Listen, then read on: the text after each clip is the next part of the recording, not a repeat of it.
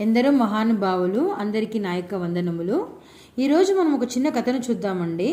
తృప్తికి మించిన ఐశ్వర్యం ఏముంది? మనం ఇప్పుడంతా ఐశ్వర్యమే గొప్ప అంటాము, కానీ ఈ కథలో చూడండి, తృప్తికి మించిన ఐశ్వర్యం ఏదూ లేదని చెప్తున్నారు ఇక్కడ.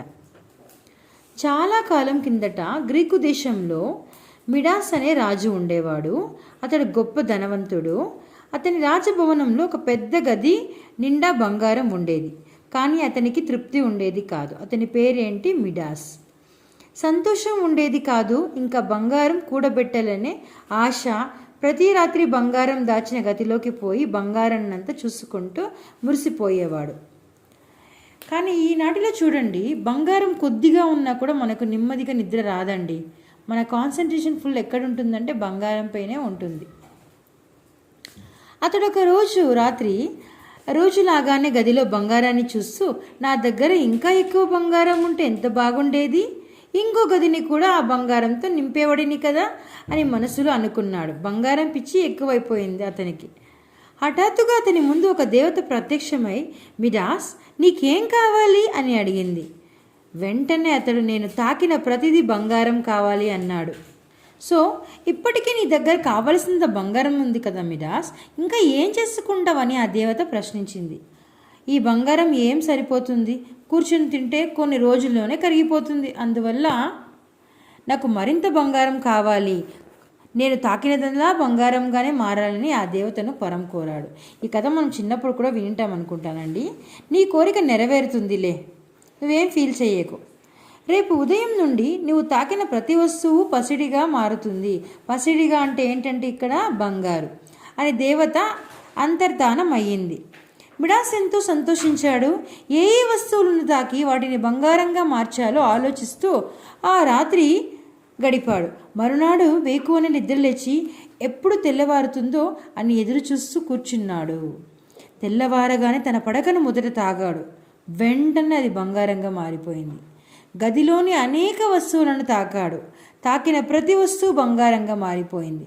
అతడు చాలా ఆశ్చర్యపోయాడు. మిడాస్ ఆనందంతో ఉద్యానవనంలోకి వెళ్ళాడు. తోటంతా అందమైన పుష్పాలలో కలకల్లాడుతూ ఉంది. దేవత తనకిచ్చిన వరాన్ని మరచిపోయి వాటిని తాకాడు. వెంటనే అవి పసిడి పువ్వులాగా మారిపోయాయి. చూడండి, చాలా బాధాకరం కదా ఇది. సహజమైన పువ్వుల కంటే బంగారం పువ్వులు ఎంత అందంగా ఉన్నాయి అని అనుకున్నాడు. అప్పుడు అతనికి ఆకలి వేసింది. భోజనాల గదిలోకి వెళ్ళాడు. సేవకులు రకరకాల ఆహార పదార్థాలను, పానీయాలను తెచ్చిపెట్టారు. అతడు దాన్ని ఏం చేశాడు? చేతిలోకి తీసుకున్న ప్రతి పదార్థం బంగారం అయ్యింది.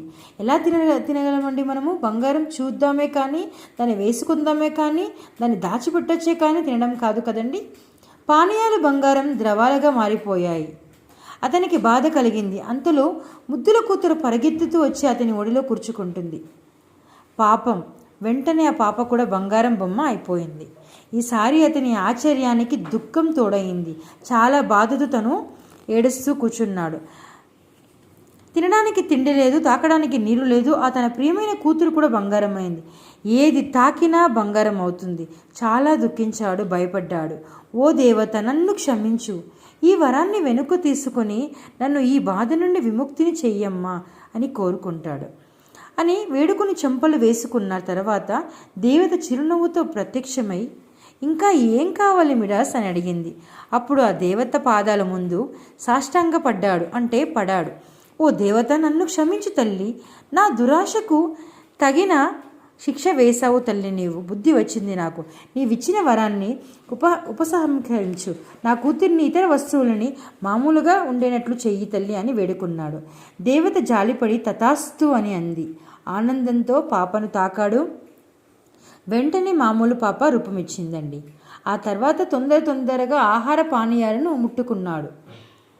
అవి యథారీతిగా మారిపోయాయి. గబగబ భోజనం చేశాడు, నీళ్ళు తాగాడు. ఆనందంతో వెళ్ళి పడకపై పడుకున్నాడండి. పడక కూడా మామూలయ్యింది. సో హాయిగా పడకపై కూర్చుని దురాశ ఎంత చెడ్డది అని అనుకున్నాడు. తృప్తిగా ఉండటమే మంచిదనుకున్నాడు ఈ మిడాస్. తోటలోకి వెళ్ళాడు.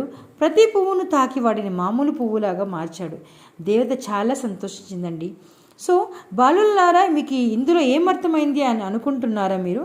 అని అడిగినప్పుడు తప్పకుండా మనకు ఏం తెలిసిందండి ఇక్కడ? దురాశ దుఃఖానికి చేటు. అంటే మనం ఎప్పుడు మనకు ఉన్నంతలోనే మనము సంతోషంగా ఉండాలి, కానీ లేని దానికోసం మనము ఆశ పడకూడదనే ఈ యొక్క భావం. ధన్యవాదాలండి.